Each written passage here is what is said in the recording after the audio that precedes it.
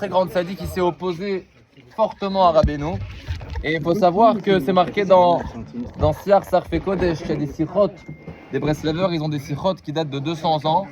Là-bas, c'est marqué qu'après la Brit Mila de Rabbeinu, messieurs, je vais parler vraiment 10 minutes parce qu'on est nombreux. Non, ça va être difficile. Ah, c'est dur. Je vais parler quelques dibourim, après on se réjouira. Mais écoutez, on raconte qu'après la Brit Mila, quand Rabbi Baruch il était encore assis sur le Kisei Eliyahu, vous savez comment c'est, tout le monde passe recevoir des brachot. Alors à la fin de la Brit Mila, tout le monde est parti et Rabbi Baruch il était encore assis sur la chaise. Alors la mère de Rabbeinu Fege, elle est partie le voir et elle lui a dit, s'il te plaît, prie-moi sur cet enfant qui grandisse dans la Torah, dans les mitzvot, et qu'il éclaire tout le clan d'Israël par sa Torah, etc.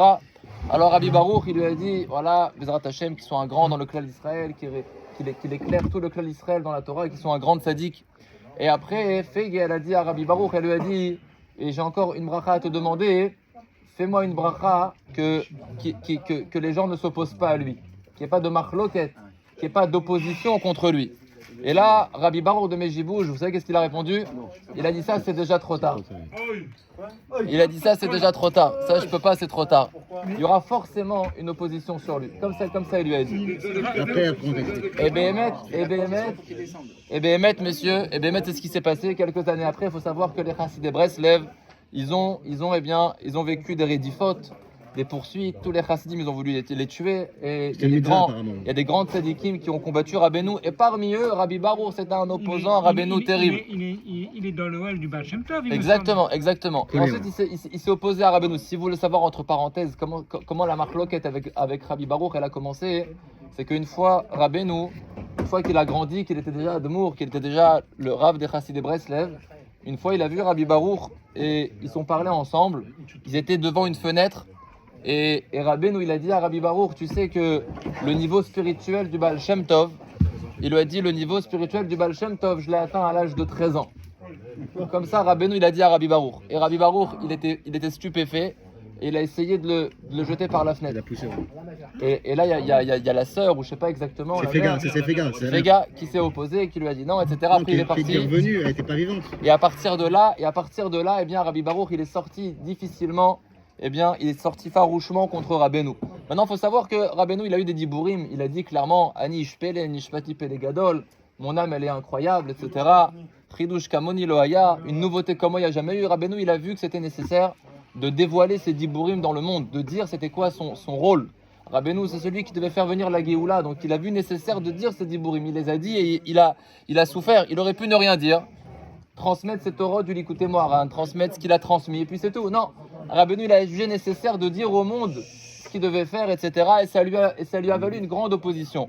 Et Rabbeinu, il a dit qu'il faut savoir qu'il a dit à ses chassidim il y a 200 ans, dès qu'il a fondé la chassidut de Breslev, il a dit, sachez que jusqu'à l'avenue du Mashiach, eh bien toujours, de génération en génération, les gens s'opposeront aux chassidés de Breslev. Ce sera comme ça. Rabbeinu, il y aura toujours des opposants. Et jusqu'à aujourd'hui, on voit comment est-ce que d'une part, Rabbeinu, il a un koach hamosher, il a une force d'être marzir bitchouva le monde entier. Rabbeinu, il a dit, je peux faire tchouva au monde entier. Il a dit ça. Il a dit, j'ai dans ma force à moi de faire tchouva au monde entier. Il a dit, le plus grand rachat, si seulement il m'écoute, eh ben, je peux l'amener à des niveaux spirituels qu'il n'a pas imaginé. Ça veut dire que Rabbeinu, il a une force. C'est Rosh Kol HaTzadikim. Il a une force. C'est le maître. C'est le plus haut de tous les tzadikim. On ne se rend pas compte de ce tzadik qu'on a eu le mérite de se rapprocher de lui. C'est un tzaddik qui a dit qu'il a le pouvoir, il a affirmé qu'il a le pouvoir de faire sortir un rachat du plus profond des Gehinom. Vous savez, c'est marqué dans la Gemara que dans le Gehinom, il y a des étages. Il y a 7 étages. Il y a Shiva, Medour et Gehinom. Et Rabbeinu, il a dit que même celui-là qui est au plus bas, qui est dans le 7e étage le plus bas, que c'est marqué dans le Zohar, que celui qui est là-bas, il ne peut pas s'en sortir. Rabbeinu, il a dit, moi, j'ai la force de le sortir de là-bas. C'est Rabbeinu, il a dévoilé des dibourim, que celui qui se raccroche à lui, que celui qui s'attache à lui, alors il a toujours un espoir, parce que Rabbeinu, il a une force. Rabbi Nathan, après la mort de Rabbeinu, il a dit que on s'appuie sur la force de Rabbeinu, il a une force, le kohar du Zaken d'Ekdusha, la force de ce tzaddik, elle est incommensurable. Mais en même temps, il y aura toujours une opposition. Et cette chose-là, messieurs, elle est difficile à comprendre. Comment est-ce que ce tzaddik-là, qui a en même temps une force d'être marzir bitchouva, de faire tchouva à tout le monde entier, en même temps, il a dit qu'il y aura toujours une opposition. Et même après ma mort, et génération en génération, et comme ça il y a eu, Et comme ça, même jusqu'à aujourd'hui, les gens ils sont un petit peu sceptiques, Breslev, etc. Ils sont toujours un petit peu méfiants. C'est étonnant. Il n'y a pas de chassidoute comme ça où les gens sont tellement méfiants. Breslev. Ils pensent que les Breslevers c'est des fous, etc. Il y a toujours eu ce Inyan là. Et si on voit ça, messieurs, c'était depuis la Brit Mila de Rabbeinu. Vous vous rendez compte que la Brit Mila de Rabbeinu, quand sa mère elle a dit s'il te plaît qu'il n'ait pas d'opposition, Rabbi Baruch déjà il a dit c'est trop tard déjà. Il a dit c'est trop tard. Alors moi je me suis toujours posé la question, c'est quoi ce Inyan? C'est un tzaddik, il est tellement grand et qu'il est plus grand que tous les tzaddikim et qu'il a la force d'être marzir bitchouva tout le clan Israël et qu'il a dit dans Chayei Moharan, ce que j'ai lu avant que les pizzas arrivent, il a dit dans Chayei Moharan que je suis pas venu pour moi. Il a dit pour moi, j'avais pas besoin de descendre. Je suis venu que pour être marzir bitchouva tout le clan Israël. Alors comment d'autre part, il a dit qu'il y aura une opposition et depuis sa naissance, il y a une opposition. Comment comprendre a priori cette chose-là? La réponse à cette question, messieurs, elle est marquée dans la 7e histoire. Dans la 7e histoire du Sipurei Maasiot. Vous savez que Rabbeinu il a dévoilé beaucoup de Sfarim, mais un des Sfarim les plus profonds, les plus amok, les secrets de la Torah les plus profonds, Rabbeinu il les a dévoilés dans le Sipurei Maasiot. Il y a là-bas 13 histoires que Rabbeinu il a dévoilé des Sipurim Noraïm, des Sipurim incroyables, des histoires incroyables. Il y a là-bas, messieurs, retenez, parce que c'est des Sfarim qui sont beaucoup aujourd'hui traduits en français, etc. Regardez la 7e histoire. La 7e histoire, le titre du 7e conte, c'est l'araignée et la mouche. C'est l'araignée et la mouche. Alors j'avais prévu au début de vous lire toute l'histoire, mais je pense que ça va être un peu difficile parce que c'est une histoire qui est relativement longue.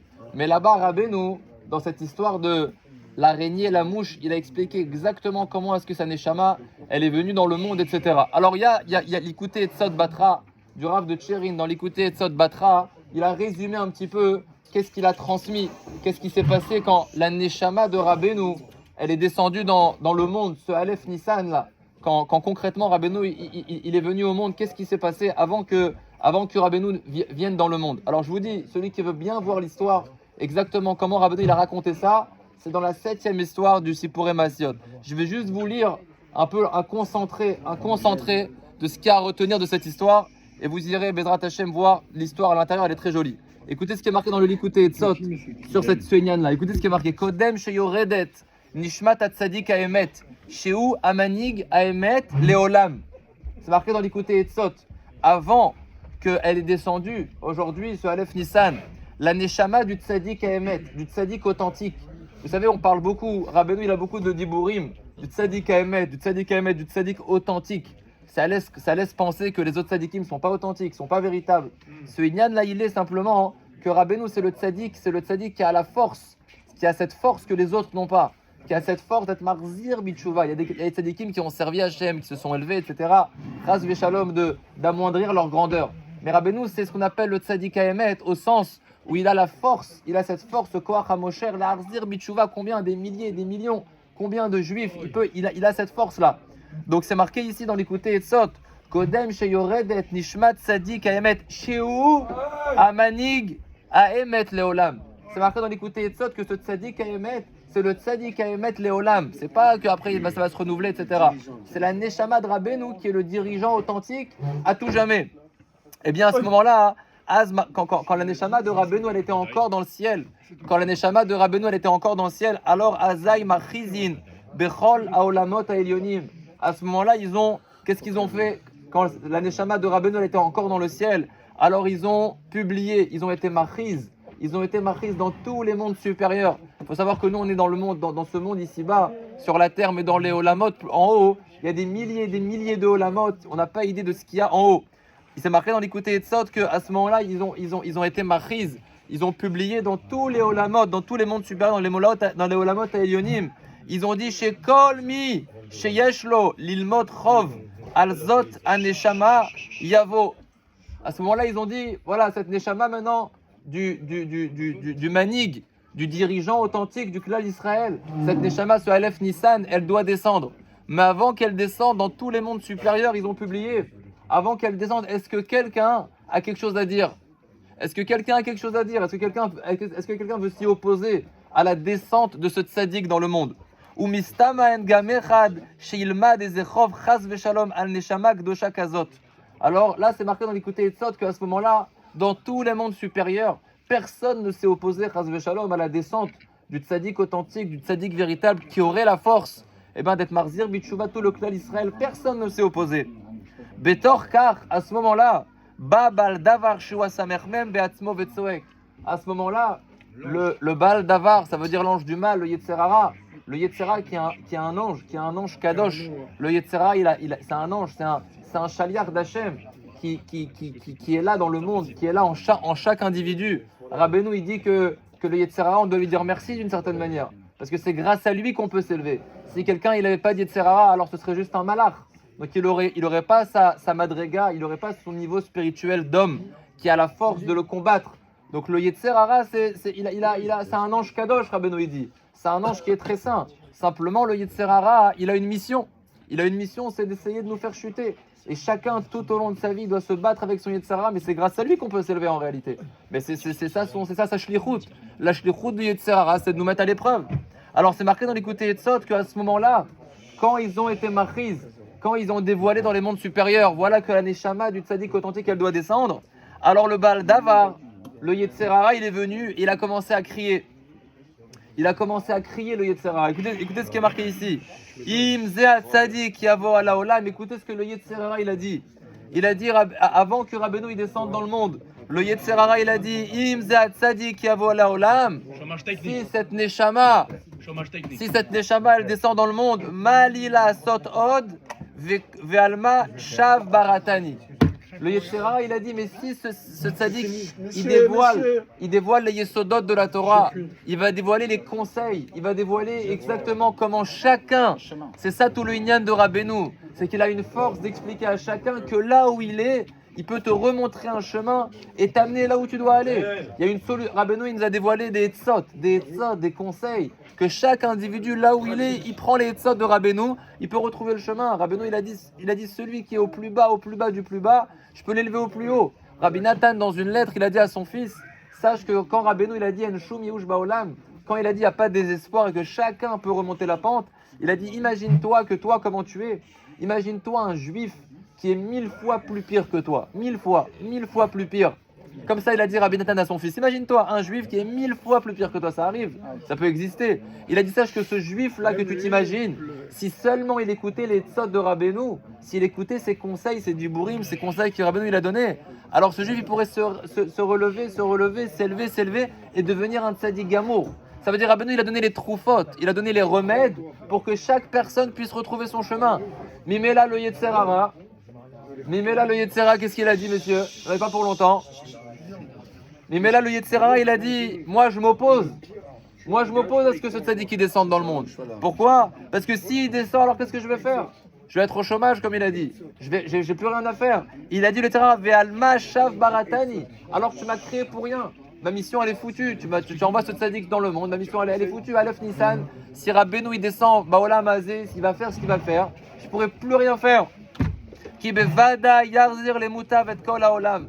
Parce que c'est sûr et certain que cette Neshama là, elle a la capacité de faire revenir à la Teshuvah tout le monde. Vekol haolam yittaken al yado bishlimut. Et grâce à cette Neshama, tout le monde va se réparer de manière totale. Et si c'est comme ça, le Yetzirah, il a tout perdu. Donc c'était très mauvais pour lui. Donc il a dit, moi je m'y oppose, mais avec un argument très fort. Si tu fais descendre ce tzaddik, il va réparer tous les gens, il va réparer tout le monde, biche les moutes, de manière totale. Alors moi, qu'est-ce que je vais faire? Az meshivinlo. Alors Bachamaïm, c'est marqué qu'ils lui ont répondu. Là, à sa mère même, ils ont répondu au Malach Hamavet, au Yetzerara. Ils lui ont répondu Zot aneshama, tzricha, l'ered laolam. Ils ont dit, eh bien sache que ce tzaddik, que cette neshama, elle doit descendre dans le monde. Bevadaï, il n'y a pas autre chose à faire. Cette neshama, elle doit descendre dans le monde. Veata chshov lecha etza. Ils ont dit au Samer même, ils ont dit au Tserara, cette neshama, elle va descendre. Toi, trouve une solution. Trouve une solution. Carte blanche. Vea zabal davar. Qu'est-ce qu'il a fait le Baal Davar? Alors je vous dis, la suite de cette histoire, elle est bien détaillée dans l'histoire même. Mais c'est marqué ici que le Baal Davar noten l'atmo etza, la seule solution qu'il a trouvé le Baal Davar pour s'en sortir, La seule solution qu'il a trouvée, c'est quoi? Shei atzadikaze rachai lered haolam, que Bémet, ce tzadik, il n'y a rien à faire, il va descendre. Ve'afal piken, mais malgré tout, il est hors amitato vegdushat tzidkut ne'elam veganuz ou mechuse me'aolam meod. Il a trouvé une solution, c'est quoi? C'est qu'il va faire en sorte, eh bien, tout simplement, que la gdusha, que la sainteté, que la vérité de ce tzaddik, elle va être complètement opposée. Elle va être complètement cachée. Le Yetzera, tout son travail, c'est pas de travailler contre Rabbeinu. Parce que le Yetzera, il peut rien faire contre Rabbeinu. Avec les kelim, avec les ustensiles de Rabbeinu, le Yetzera, il est foutu. Celui qui ouvre un Likutei Yetzot, celui qui ouvre les Sfarim de Rabbeinu, c'est terminé. C'est la porte droite pour faire Teshuvah. La seule chose que le Yetzera, il a trouvé comme Etza, la seule chose qu'il a trouvé, c'est qu'il y ait de l'opposition. C'est ça ce qu'il a trouvé. C'est qu'il maintenant, il va faire en sorte que le or, que la lumière de Rabbeinu, elle va être cachée au maximum. Et qu'il a mis dans l'esprit des gens toutes sortes de la Shonara, toutes sortes de Diburim qui étaient complètement faux. Et du Zman de Rabbeinu, le Yetzera, ce qu'il a fait, c'est faire en sorte que tout le monde s'oppose à Rabbeinu. Il faut savoir que l'opposition qu'il y a eu contre Rabbeinu de son temps, elle est incroyable. Il y avait des chassidim qui brûlaient des Likutei Moharan sur la place publique. Il y avait des chassidim qui avaient tapissé leurs escaliers de Likutei Moharan et qui marchaient dessus en montant et en descendant. Ça veut dire qu'il a complètement, il a été mebalbel et kol haolam, il a troublé tout le monde pour qu'on se mette en tête qu'il faut surtout pas se rapprocher de ce tzaddik. Faut savoir que Rabbi Levi Yitzhak de Berditchov, qui était proche de Rabbeinu, il a dit si seulement le monde m'écoutait, alors je leur dirais que celui qui veut chercher de l'Yirat Shamayim, celui qui veut chercher de la crainte du ciel, il doit courir de toutes ses forces vers Rabbi Nachman de Breslev. La seule chose, c'est que je veux pas trop le dire pour pas qu'on s'oppose aussi. Pour pas, voilà. Donc ça veut dire que Rabbi Levi Yitzhak, il a dit ce dibour-là. Et il faut savoir que celui qui veut trouver de l'Yirat Shamayim, celui qui a la voix d'Hachem, c'est chez Rabbeinu. Mais le Yetzirah, il a été mebalbel et kol haolam, pour qu'on puisse s'éloigner que toujours de génération en génération. Et Rabbeinu, il le savait, ça, il a dit.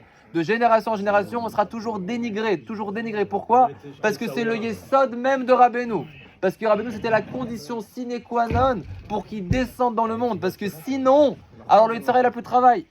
Ou mistama etza al yede shemamid ala vezeme fursam ador sheachlok al zeat tzadik. Et il dit dans Likutei Yetzot que c'est quoi la etza? Qu'est-ce qu'il a fait? C'est qu'il a placé des mefursamim. Il a placé des gens connus, des mefursamim, des gens qui étaient écoutés. D'accord? Veyalim oro be'alama gdola. Et il a fait en sorte que sa lumière, elle soit extrêmement cachée. Vezer cholek mistama yeshlo la samermem et kerutito migvar kigvar aya leolamim arbe ve'arbe masiot kaelu vekimat bechol dor vador loulé sheabal davar mitgaver atzmo. Rabbeinu, il a dit que de chaque génération en génération, si ce n'est que le Yetzirah, il s'était tellement renforcé, bechol dor vador le'atzim or atzadik emet. Si ce n'était que le Yetzirah, pendant toutes ces années, il s'est tellement renforcé pour cacher la lumière de ce tzaddik. Alors,